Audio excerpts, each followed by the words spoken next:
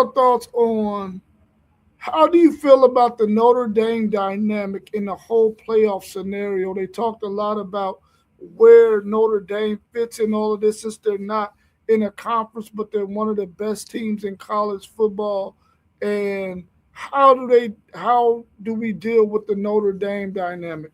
What's your thoughts on that in post game? Since you're a Notre Dame fan, we can let you go last on this one. I'm gonna say this, and y'all know I laugh and I joke and I play around a lot.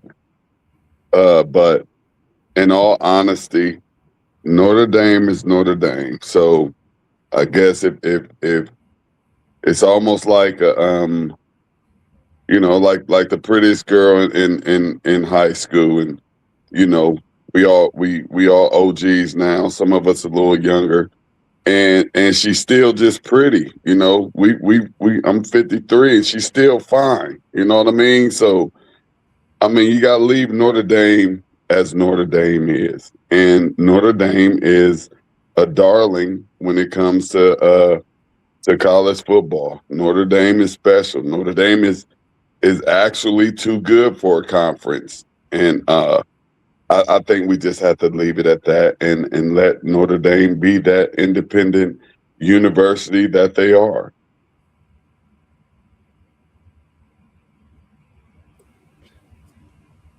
I don't I don't like special treatment for anybody.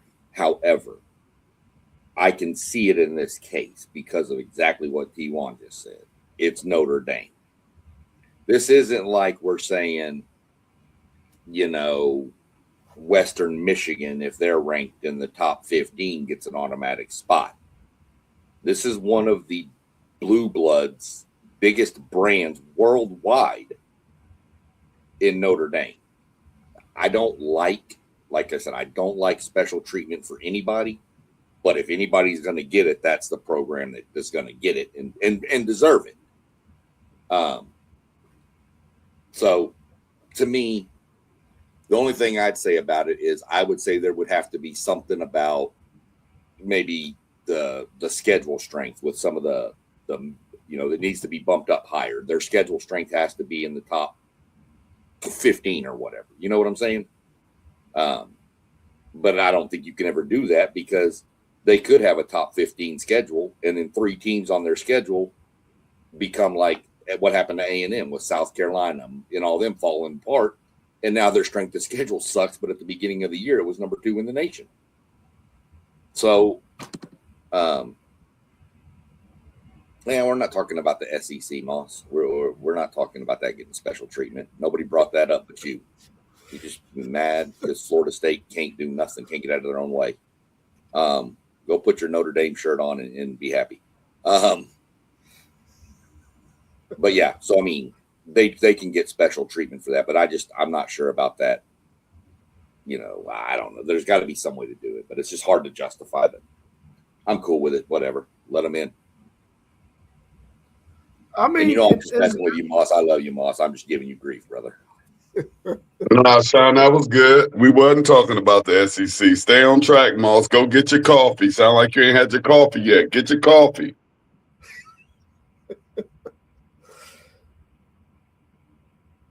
I think in reality though, Notre Dame's still gonna have to do the work. You know what I'm saying? In order to even get the treatment that we're talking about.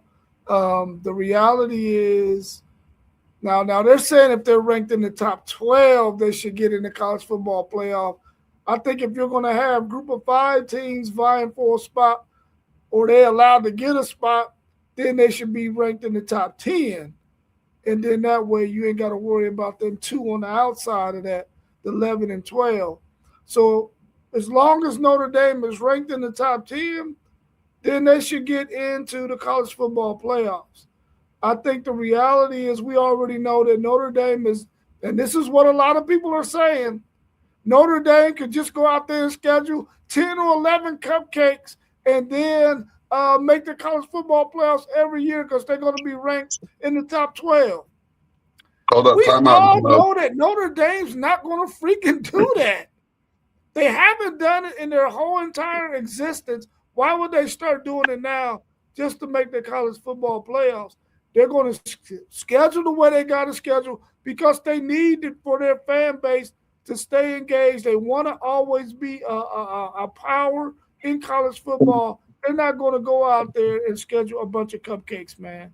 They're going to always schedule where they've been scheduling, and they're going to want to be a competitive team in college football. They want to see really how good their team is, so they're going to schedule some good teams on their schedule. So I don't think they need to worry about that. But I Hey, think they let me should say be making the top 10 in order to make the college football playoff and not just the top 12. Let me say something real quick for post game go. I'm not so sure that I'm with you on that one, Rob, because I feel like Notre Dame year in and year out has a fairly good schedule, and I wouldn't call it easy. And you can't penalize these teams that they have on the schedule because they're having a down year or whatever, whatnot. I think Notre Dame always has 4 or 5 teams on their schedule that it's gonna be a banger. And if any other team from any other conference had that schedule, they may be in trouble. So I'm not so sure that I could agree with Notre Dame having cupcake schedules. I can't even really think of a time when I thought that Notre Dame had a cupcake schedule because they're playing against these Power Four teams wherever they may come from, and they're always playing USC, the teams that they just they used to always play Michigan, and like they always have tough teams on their schedule. So I don't think that I've ever seen a Notre Dame schedule that was a cupcake schedule. I could be wrong. So post game, you can fill me in. I mean, that cupcake schedule, man. You gotta think Notre Dame has just made agreements with Texas, Bama, Clemson, Florida State, teams like that, Michigan. Those are teams that are going to be on the schedule in the upcoming season. So, I mean, it. When I hear people say cupcake schedule, I know there's a huge, you know, portion of the population that hates Notre Dame. You either hate Notre Dame or love Notre Dame. So I mean, I get it. I get the shots taken, but what does it? Let's say they do play a softer schedule, right? And they go undefeated and make the playoffs, and they get in the playoffs and they beat every team in the playoff and win the championship. What does it matter about your regular? Like I get it, but what did at that point? What did your argument of they played a soft schedule matter if they got into the big dance and beat all the big dogs? You see what I'm saying? As far as the agreement with Notre Dame being ranked in the top 12 guarantees them a spot. I still don't believe that guarantees Notre Dame a spot because guess what? The selection committee could say on the final rankings, okay, we like how number 13 played as opposed to Notre Dame. So we're gonna slide Notre Dame out of the top 12 and jump them with another with let's just say Alabama. So it's even though they came to agreement with the other big conferences, let's remind the people that the SEC, the Big Ten, the big all these other conferences agreed to these terms. But it's not that still doesn't guarantee Notre Dame anything because they can simply be jumped in the final college football playoff rankings. They have to be a top 12 team. That's not guaranteeing anything, in my opinion. Let me ask you a question post game. And this is I just don't know the answer. That's why I want to ask. Y'all have the alliance with the ACC for football, of course, because you're a member in other sports. But is it 6 games y'all are supposed to play against the ACC, or is it a set number? It's a set number. It's either 5 or 6. I can't remember, but it's one of those two. So here's the thing with this whole cupcake schedule, and I get the guy in the chat, Pikey Wonders. I don't know who he is or what, but I get what you're saying about the schedule. But you've got let's just call it 6 games against the ACC. That's half your schedule. This year, the year past, you had Miami, Texas A&M at the front load. So that's 8. So you only have 4 games. So Notre Dame has to go find teams that are open on what dates that are going to play them. It's not like they can just call and say, hey, Western Michigan, drop that game. You're playing us now. That's not how it works. As somebody who's been involved with realignment in high school football in Texas, where coaches on realignment day are scrambling, trying to fill weeks that are now empty because their district got bigger or smaller, it's not a matter of who Notre Dame wants to play. A lot of times it's who can they play. And then is that team willing to play Notre Dame? Is a Vanderbilt, I'm going to use them because they were on the edge of the playoffs last year. We all agree. Is Vanderbilt going to accept an open date with Notre Dame with the chance of losing is going to pretty much eliminate them? Probably not. But you know who will? Samford, not Stanford, Samford. Because Notre Dame's going to cut them a check for about $1 million. 100%. Great points. He knocked it out the park, ladies and gentlemen. And I'll reference the USC thing. USC wanted to move the rivalry game against Notre Dame to week 1 or week 0? You can't just do that on the fly. You can't call your first opponent and say, hey, the only way we get USC on the schedule is if we move our game. That's not how it works, and that's what USC wanted to do. So great points, SEC.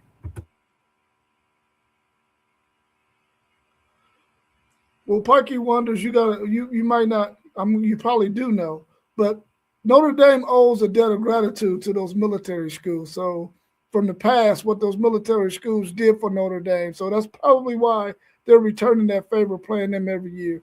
The fact that Notre Dame scheduled USC, who was one of the top 5 teams in the Big Ten, they played Miami, who was in the national championship game. They played Texas A&M, who was either 3rd or 4th in the SEC.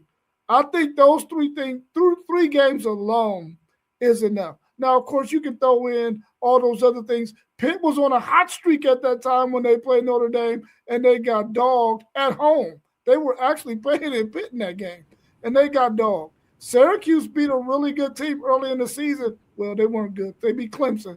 But we thought Clemson was one of the best teams in the country at the beginning of the season. The reality is Notre Dame is going to schedule who they can schedule. And we also know that they're going to always schedule some really good football teams from other conferences outside of their agreement that they have with the ACC. So I'm not going to pile on Notre Dame. I think Notre Dame is a really good program. I just feel like they should be ranked in the top 10 to make the college football playoffs. Anything outside of that, then they have to work their way in, I guess. But I think they're very deserving. They was deserving to be in the college football playoffs this past season. I just think the committee got it wrong by leaving them out.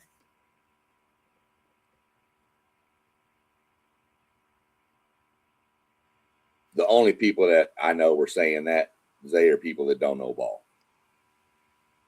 Like talking about Ohio State played Texas, Michigan, and Indiana. People said they didn't play anybody. That's from people that don't really know.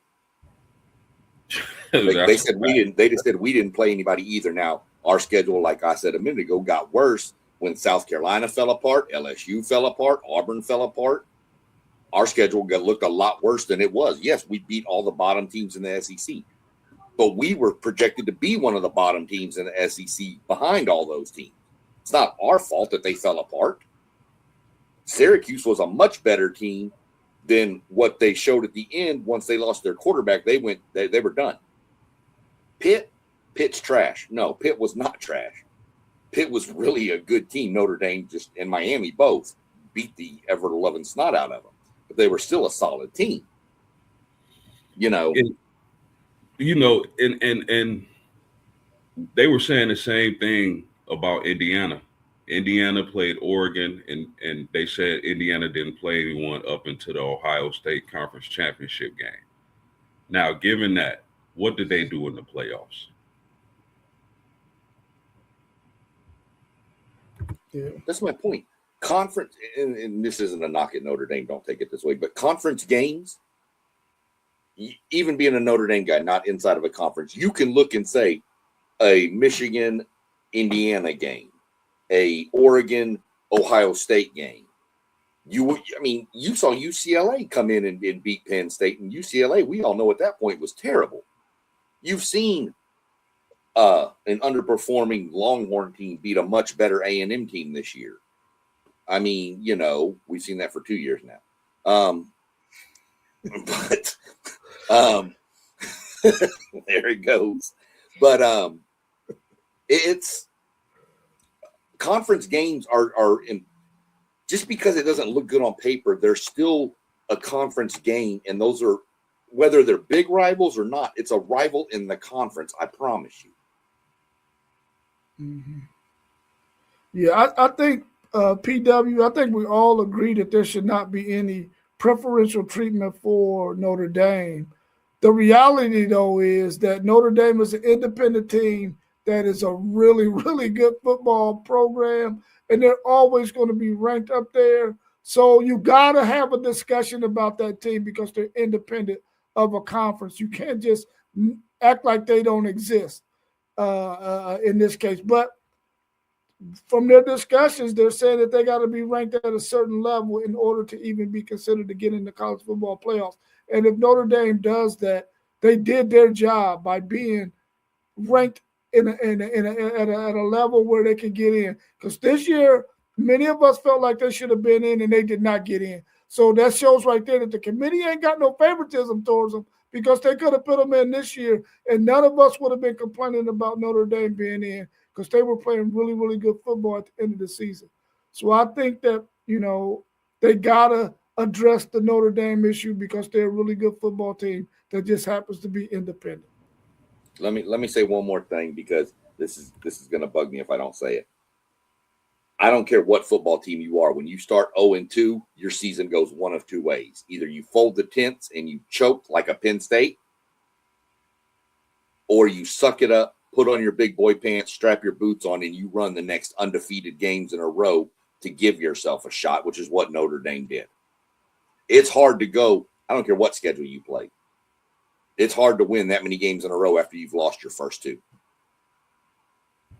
Facts. And this is where, folks, man, y'all got to stop eating up these media narratives, man. Y'all got to watch the game for yourselves. Believe what your eyes tell you. There's too many narratives being thrown around on TV, on social media. Stop drinking the Kool-Aid and do the research yourself. Watch the games yourself. Yeah, FanDuel said if there was the 16 teams, that Notre Dame thing would be irrelevant. Better yet, just tell them to come watch WTP Sports, dudes. We're going to have the best rankings you can get. We all are not biased at all. We all know the SEC and the Big Ten are the greatest things since sliced bread.